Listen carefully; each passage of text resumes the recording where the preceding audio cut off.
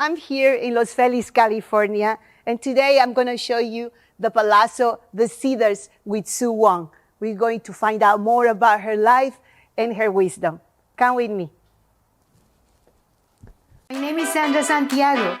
For the past 10 years, I've been searching for beautiful locations to visit.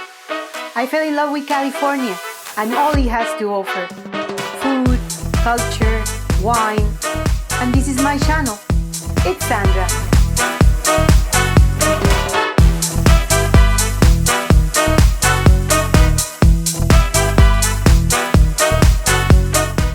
Hello friends, welcome back to my YouTube channel. I'm so excited this morning to bring you Sue Wong. Sue Wong, we visit her home in Malibu, and now we are in Los Feliz in this gorgeous home.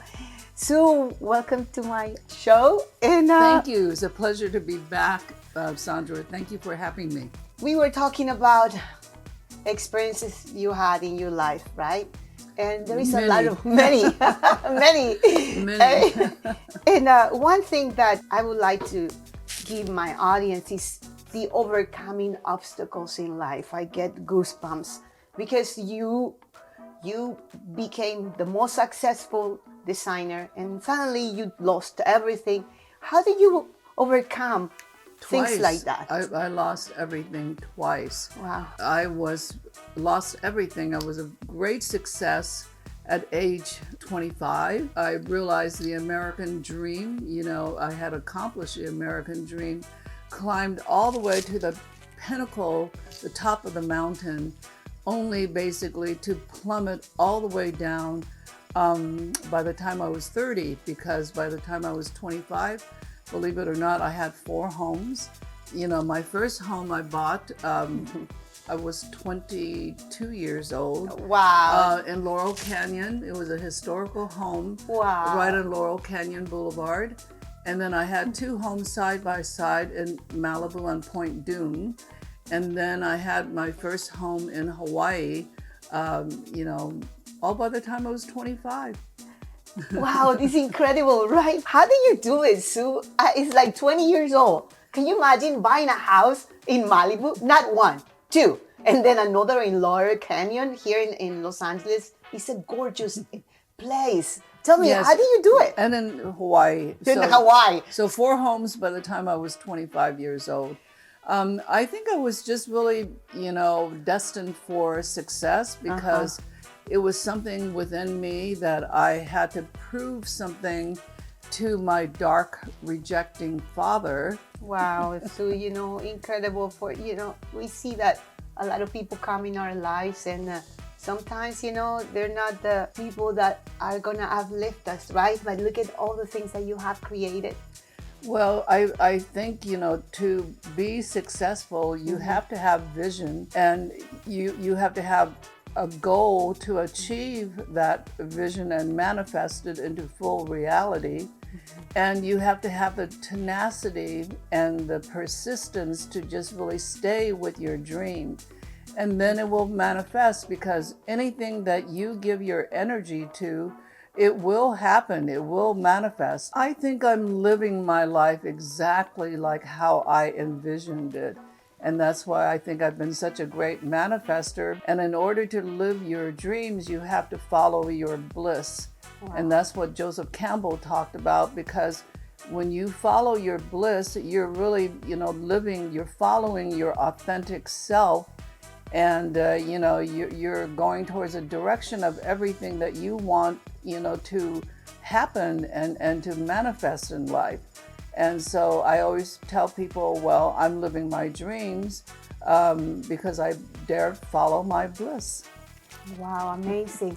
So, let's say, for example, for a person that is very young or someone that is already, past an age that people say, okay, you're done in your life, you have reached a certain age and you cannot achieve these goals. If they are afraid to make a commitment, what are the 5 steps that you will show them what to do in that case that they're afraid to do a change? Well, fear is something that's always really blocking your vision and your dreams. So number one, you have to really remove the fear. I would say the dream of what you manifest, it really depends on what power you give that dream. And you just really have to go for it. And you cannot really let fear get in the way, because fear is really going to really block all of your dreams from happening. That is for sure. So do it regardless if you have the Yes. fear, just ignore it, put it on the side and just keep going. And you have to really, like see it in your mind's eye. You have to really see it in your future vision and just really believe and be convinced that it's going to happen. And that's why every dream that I have ever had has really become a reality. Wow, dreams becoming reality. So this time we're coming to your gorgeous place in Los Feliz. And how do you call this gorgeous mansion? Okay, well, we are sitting actually in one of the most historical, famous Hollywood mansions of all times. My home is called the Cedars. It used to be on 15 acres of the Hollywood Hills. Because of the location of this home, it has always been a power point in Los Angeles. It will always attract very important people who are powerful, who are creative. The house was a vision of an extraordinary French artist by the name of Maurice Tournier. And he came here in the teens during the height of the silent movie era, and he worked for MGM Studios. His name was Maurice Tournier. This entire house he conceived as his own creative vision. How did you discover this place? What is the name of this place and why do you call it this way? Okay, well, I don't really call it the Cedars. It was a name that was given to the house from the time that it was conceived. It's called the Cedars basically because this whole hill used to be populated by a whole huge grove of cedars trees, so it's called the Cedars. It is one of the most famous homes in all of Hollywood. When this house was built, this was considered to have been the most elaborate and most beautiful mansion of its time. So if you walk around the whole place, there are probably 150 lions here. Wow, we had to find the lions. I love lions. So he sold the place to the Hellman banking family, and they took 12 of the 15 acres and they cut a street through the bottom of the hill because it used to be a beautiful grove of avocados going all the way to Los Feliz Boulevard, which is where the main entrance used to be. And then they left this beautiful circle, which is 3 acres. I think they sold that to one of Maurice Tournier's leading ladies, Madge Bellamy. So she was actually the first mistress of the house. After her was Norma Talmadge, and Norma Talmadge was the preeminent movie star of her era. And she lived here with her husband, Joe Schenck, who basically later founded 20th Century Fox Studios. Wow, wow. So much history. Yes, there is so much, Hollywood history in this house. It's unbelievable.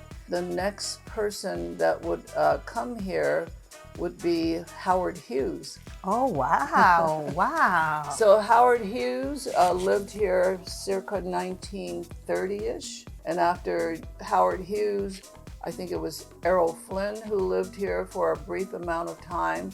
After Errol Flynn, then there was Bela Lugosi. Decades later, Johnny Depp had to live here. Oh, wow, because Johnny Depp. Some very famous movies were made here.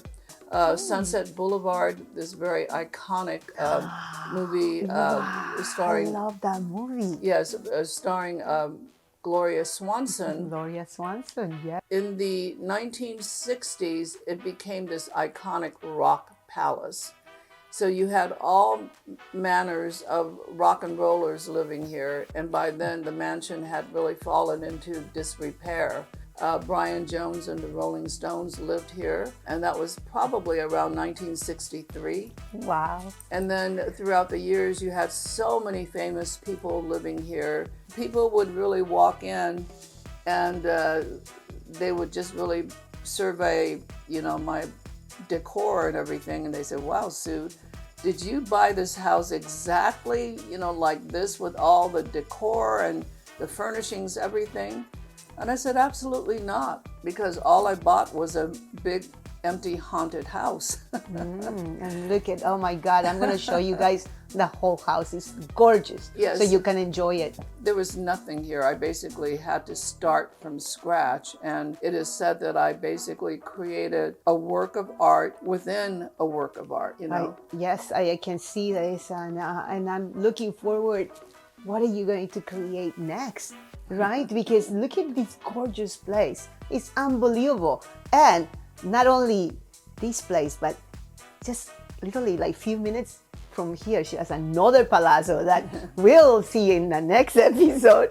But right now, tell me, what is next for Sue Wong? Oh, there's just so much in the works. As you just mentioned, I just finished a fabulous Moroccan themed palazzo, and it was actually inspired by this one here because I chose to design the very room that Jimi Hendrix once lived in the Moroccan style because number one, it's a tribute and a homage to Jimmy, who loved Morocco, by the way. I designed this room never having ever walked into Morocco in my entire life. So every vision that you see here is really, like my mind's eye vision of what I thought Morocco would look like. So how does it look? Does it look exactly like here?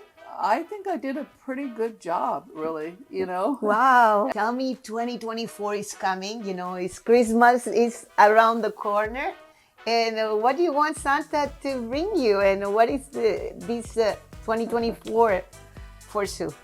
I don't really consider myself to be a fashion designer. I think I'm more than a fashion designer. I agree with that. I just really love anything that is creative. I also do writing. I'm sure you read some of my Facebook Yes, posts. my goodness. I'm always following Sue. Sue is for me an inspiration, somebody that I look up to. Everybody else, whether it's Donna Karan or, Calvin Klein or, Versace or Armani or Valentino, they all have a staff of huge designers, to basically design their collection. But so my representatives who would really basically show my collections, they said, well, she's the only one who does it. She does it all herself. Yeah, it's unbelievable the work of art you do in huge amounts. It's like unbelievable. I had my 7th Avenue, New York office. Then I had my LA showroom, rather. Then I had my corporate offices, which encompass basically 3 floors in the old Wilshire district. And then I also had, my Hong Kong office and a huge China office to handle all the production. So it was a it was a 3-ring circus on all levels. Sue, you're not only like an amazing designer, you're like a financial guru.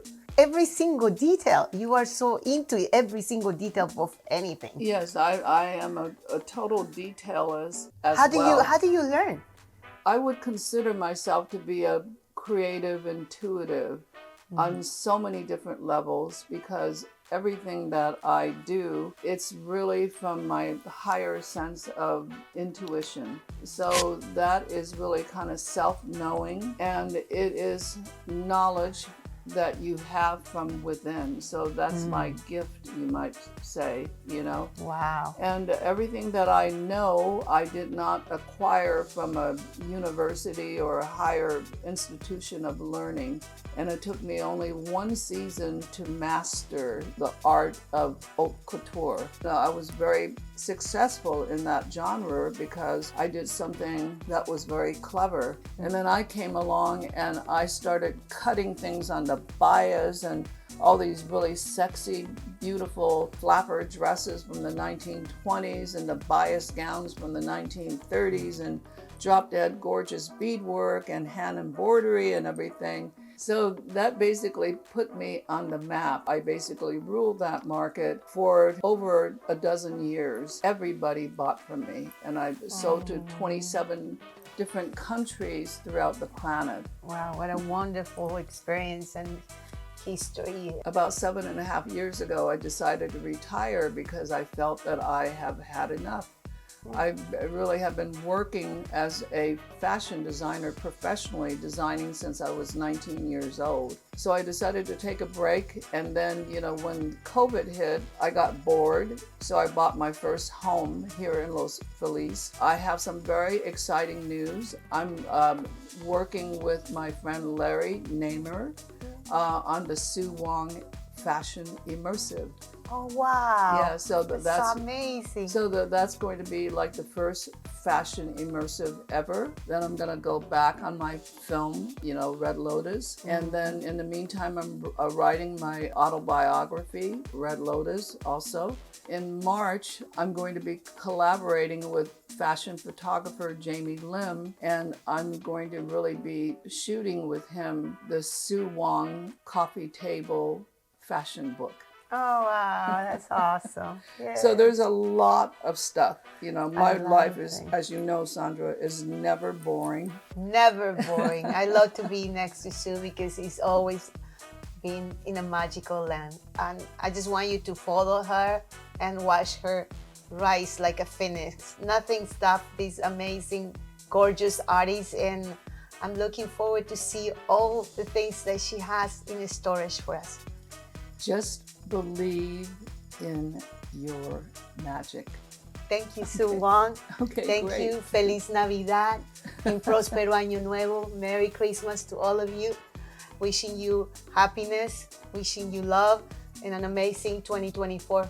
Thank you for letting me come to your beautiful, gorgeous, amazing, and how can I describe, magical world. Yes. I wish you beauty, magic, and transformation, which is my motto. So let's explore the magic. And the first room is this one. Look at this mirror. Wow. Whoa, my goodness. Restroom. Bathroom. So pretty, huh? Okay, so let's get out from here. 2024, what would you bring for me? What will you bring for me? All the magic.